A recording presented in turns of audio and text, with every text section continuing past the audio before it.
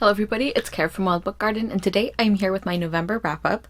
Only one part because even though I did read a lot of books in November, the majority of them I've already talked about in my recent sort of Goodreads themed collab. I will link that in the playlist down below, and like I say, it's a reading vlog, but it's really basically a wrap-up of all those books.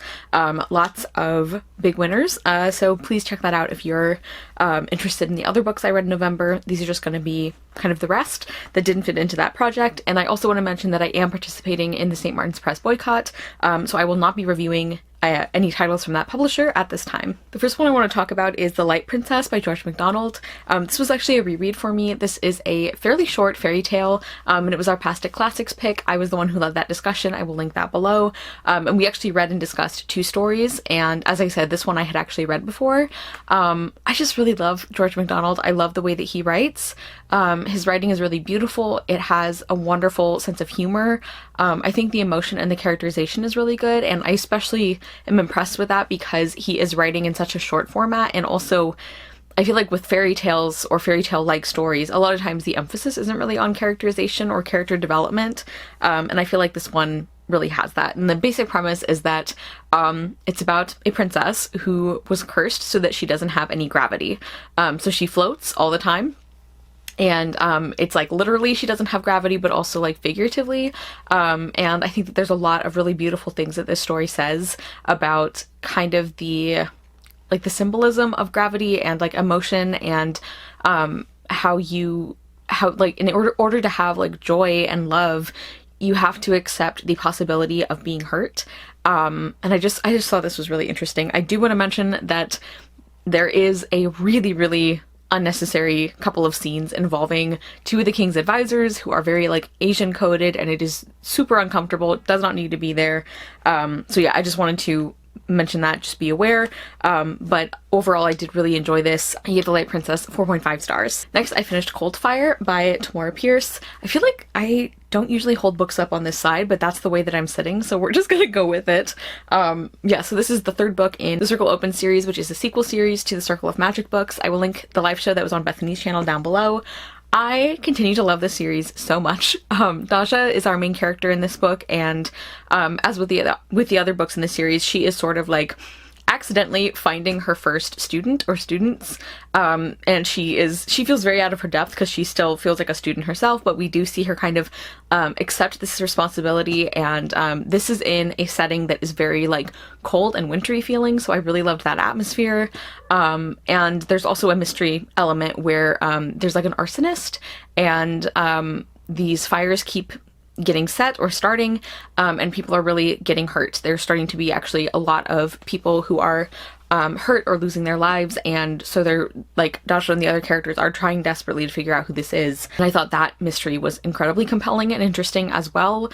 We talked about how, like, you know, there's parts of the book that aren't surprising, but I feel like they're still executed very well, and like the tension and the fear and like that emotion, I think is done beautifully. I adore Daja. Like, I adore all these main characters so much, and I really liked following her here. And I also just, once again, I feel like I've said this before about these books, but I really like that Tamora Pierce makes choices that serve the story and the characters rather than like what you necessarily would expect from certain fantasy stories, or even like what would be the biggest shock or something. It's like more about what the story needs and what like makes sense for the characters, and I just really appreciate and admire that. Yeah, I gave Cold Fire 5 stars. I think this might be one of my favorites in the series. I thought it was really well done. Next, I finished The Treehouse Library by Anna James. This is the 5th book in the Pages & Co series. I think it is the latest one currently out in the US. So this, of course, continues the series, and this book incorporates elements from The Secret Garden and Robin Hood, which is one of the reasons I was really looking forward to this one. Is I really like both of those stories, or versions of those stories. And they're not like a huge part of the book. It's not like they spend the whole book in one of those stories, but I still really enjoyed seeing that. And I can't really get into too much of the like premise because obviously there's a lot of other stuff that has happened, but I really enjoyed this one. I think this is my second favorite in the series, which I'm really happy about because the last one or two haven't been my favorite, but I really liked this one. Like I said, I loved those kind of classic story elements.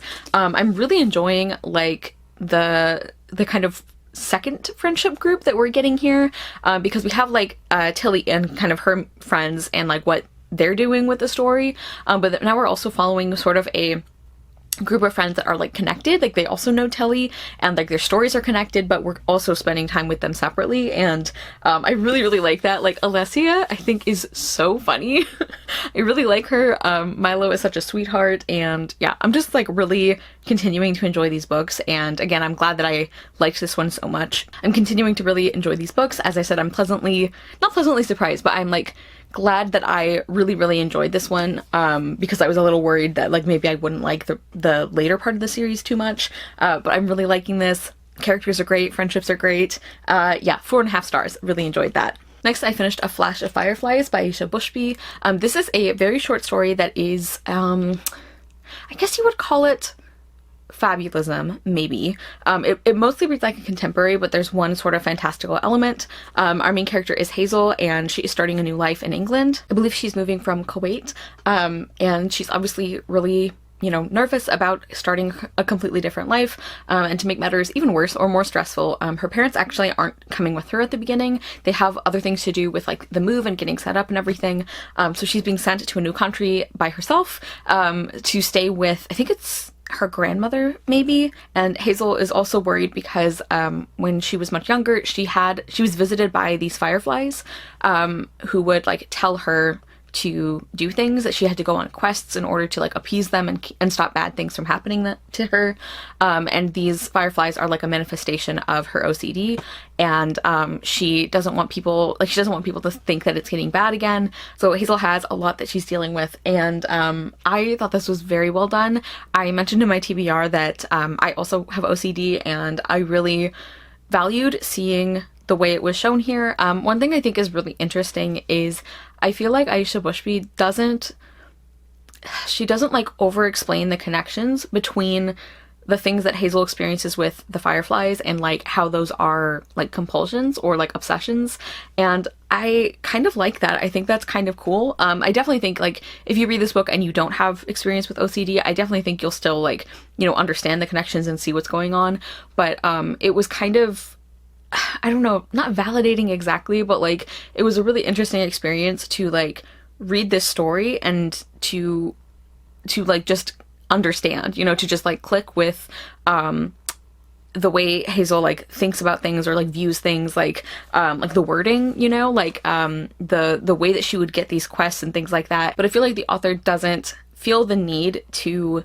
sort of oversimplify or over-explain the connections between this sort of fantastical manifestation of a real condition, and the way that it translates into symptoms in the real world. I just thought that was a very interesting choice. Yeah, I do think that some of the like plot sort of transitions were a little bit, not jarring exactly, but maybe a little clunky. I don't know, like some of the transitions between different parts of the story I didn't feel like were super smooth, and also I think some of the characterization was really good and then some of it felt kind of lacking in comparison, but overall I did really like this. I gave A Flash of Fireflies 4 stars. Next, I finished a nonfiction book that is Everything You Wanted to Know About Indians But Were Afraid to Ask by Dr. Anton Troyer. This is the revised and expanded edition, so he added some other questions, and the format of this is questions, like questions and answers. They're broken into different chapters that have like a different kind of like theme or category, but it's basically what it says in the title. I thought this was excellent. I think this is a really great balance of like historical and also current events about Native peoples in the US and Canada especially, and also it includes a lot of like practical information as well. Like sometimes when he's talking about terminology, he'll just give like really just useful in your daily life kind of information that I thought was like a really nice thing to have in a book like this.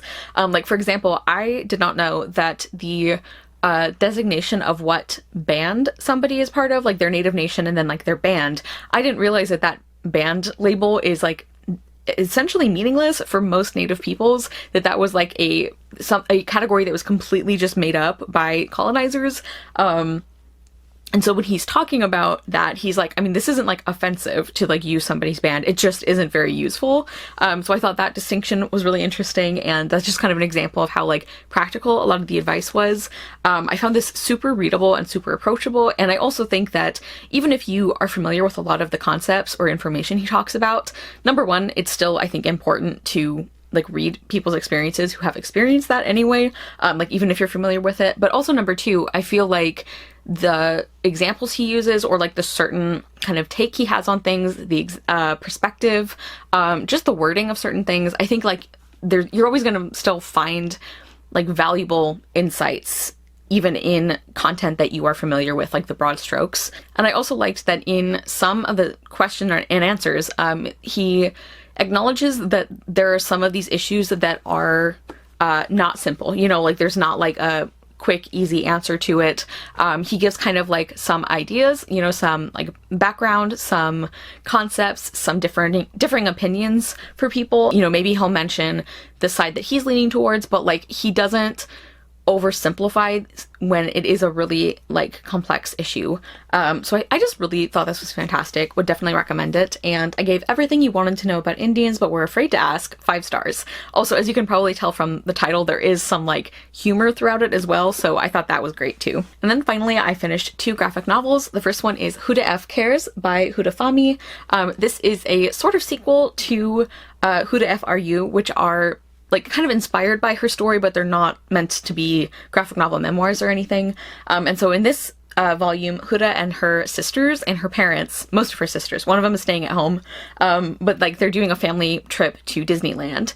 And one of the things this book deals a lot with, besides just like the bond between these sisters and sort of like how they fight, but they always have each other's back, it's also about like, you know, friendship and also like how you can hold people accountable and expect better from them while also giving them a chance to grow, which I think is a hard balance to hit, but I thought that was really good.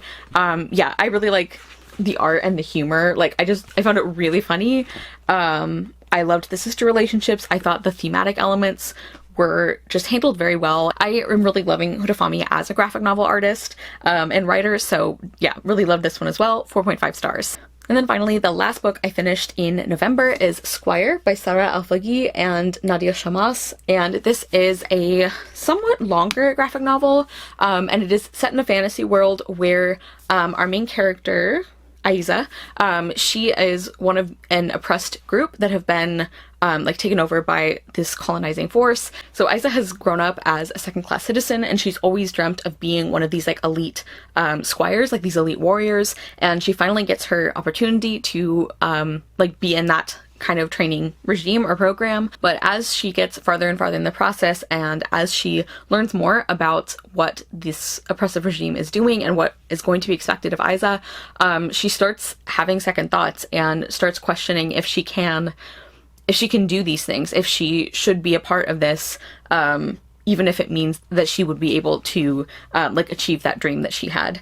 And I thought this was really excellent. I should mention that this was the one I read for the Palestinian author prompt, and I mentioned in my TBR as well that even though this is in a fantasy world, you can definitely see how that informs this story. I liked Aiza as a main character. I really loved some of the supporting characters. Actually, there's a couple of her friends who I really, really enjoyed, and I was very invested in them. I did really like the art as well, and like the kind of storytelling overall. And I think kind of the central like theme or question that this graphic novel is exploring, I thought that was very thoughtful and well done as well. I did give this one 4.5 stars. I didn't give it the full 5 only because there's like a couple of like really big sort of decision moments that I don't feel like were given the time or the like writing almost that they needed, like for Aiza, and I mean Aiza especially, but including some of the other characters. It felt like there was this huge switch in how they were thinking or like what their choices were, and I don't feel like that was communicated very well at all, especially considering how big these choices were. But overall I thought this was really excellent, and as I said, 4.5 stars. Yeah, so those were the books that I read in November, or you know, some of them at least. Don't forget to check out that video that I will link that talks about all of the other books I read in November. Let me know if you have read any of these, and if you're interested in any of them. Thank you guys so much for watching. I will see you soon with another video, and I hope you love the next book you read. Bye!